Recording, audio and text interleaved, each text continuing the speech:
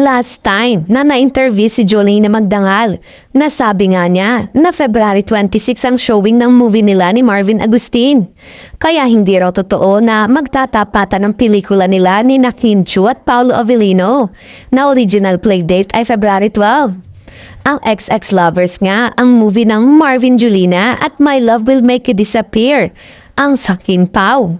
Dahil ginawa na ng March 26 ang playdate ng Kim Pao movie. Kaya naman bigla-bigla ay may development din sa movie ni na Marvin at Julina. Na ngayon nga ay February 12 na nga ang showing na ikinagulat lalo ng mga Kim Pao fans.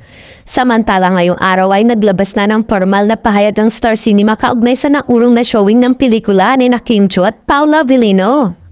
Ipinaliwanag pa ng Star Cinema na nangyari yun dulot ng mga bagong pangyayari at oportunidad na mas mapalawak ang pagbabahagi ng kwento sa North American market. Masaya din nilang ibinahagi na ang global theatrical distribution na Abramorama at ang award-winning international entertainment marketing firm na Amoret Jones Media Consulting ay nakikipagsanib pwersa na muli sa Star Cinema upang dali na magandang storya na mas maraming manonood at sa paniniwala sa kakayanan ng kumpanya na makakaantig ang kanilang mga pelikula sa mas malawak na audience.